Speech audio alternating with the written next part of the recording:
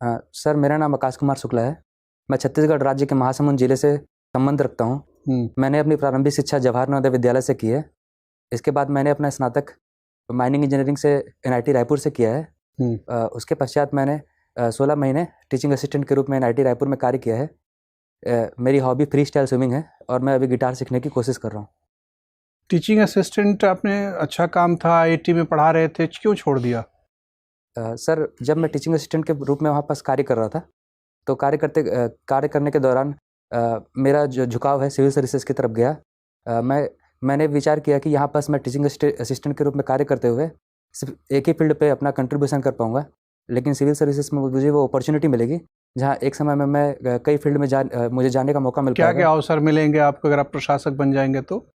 Sir अगर मैं प्रशासक बन जाऊँगा तो सर जो डाइवर्सिटी ये सर्विस मुझे प्रोवाइड करेगी, इसके अंतर्गत सर एक डिस्ट्रिक्ट कलेक्टर के रूप में कार्य करने का जो मौका मिलेगा, इसके साथ साथ सर अनेक सरकार के जो विभाग होते हैं उनमें भी सर मुझे एक आईएएस अधिकारी अधिक से अधिक कितने वर्षों तक डिस्ट्रिक्ट कलेक्टर बनता है?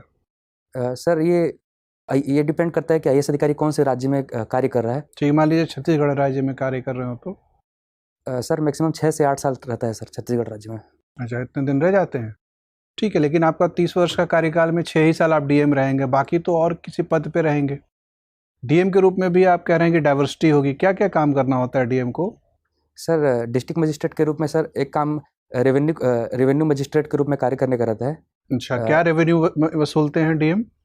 सर रेवेन्यू मामलों का जो सर अपीलेट अथॉरिटी रहती है डीएम की, जो कि एसडीएम के ऊपर में रहता है। जो मामला एसडीएम के कोर्ट से लेकर अपील के रूप में डीएम के कोर्ट में जाता है, वो उसका मामले का निवारण करते हैं।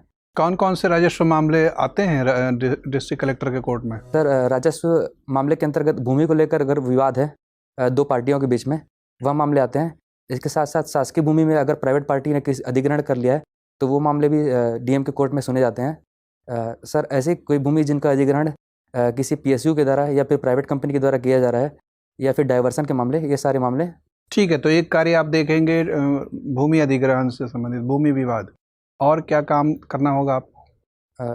सर एक district magistrate district disaster management authority का हेड रहता है, जिसके अंतर्गत आपदा प्रबंधन से रिलेटेड जितने भी काम रहते हैं उनको। आपदा प्रबंधन। आकाश जी सर। आकाश, ये बताइए कि आपके जीवन का उद्देश्य क्या है?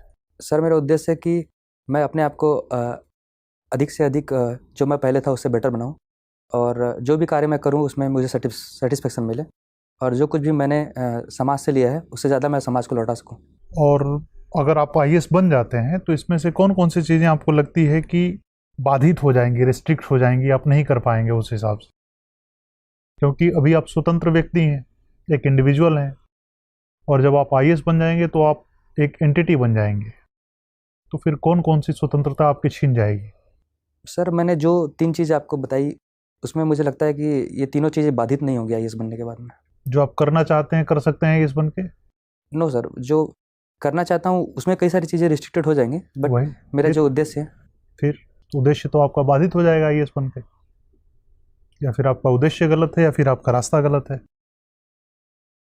या बिना सोचे समझे रास्ता ले लिया आपने। सर उद्देश्य के अंतर्गत जो मैं कार्य करना चाहूँगा वो मैं आईएएस बन के कर सकता हूँ, मैं ये कहना चाह रहा हूँ। लेकिन बिना आईएएस बने आप अपने उद्देश्य की पूर्ति नहीं कर पाएंगे। सर बिना आईएएस बने भी मैं कर सकता हूँ सर। लेकिन मुझे लग रहा है कि आईएएस बनने के बाद आपके उद्देश्य में कई सारी बाधाएं आ रही हैं, आप स्वीकार भी कर रहे हैं उसको। सर अगर कार्य के स्कोप की बात करें तो उसमें बाधा आ सकती है, लेकिन कार्य के उद्देश्य के लक्ष्य प्राप्ति की बात करें मतलब उद्देश्य ही बदल देंगे उसके बाद? नहीं सर, उद्देश्य नहीं बदलूंगा। अभी तक की आपकी सबसे बड़ी अचीवमेंट क्या रही है अपनी ज़िंदगी में, इस इंटरव्यू के अलावा? अभी तक की बड़ी अचीवमेंट जो मैं मानता हूँ कि सर मैं अपने घर के कुछ काम आ पाया, घर वाले लोग के, और अपने दोस्तों के कुछ काम आ पाया, वही मेरी। एक कोई उदाहरण दीजिए। सर जब मैं एनआईटी से पास होने के बाद में कार्य कर रहा था तो उस टाइम में मेरे घर में मेरी ज़रूरत थी जिसमें मैं घर में फाइनेंशियली कंट्रीब्यूट कर सकूं। ठीक है, और सबसे बड़ा फेलियर क्या रहा है आपकी ज़िंदगी का? सर अभी सोच नहीं पा रहा हूँ इसको। चलिए, अच्छी बात है, फेल हुए ही नहीं होंगे ना। असफलता क्या होती है?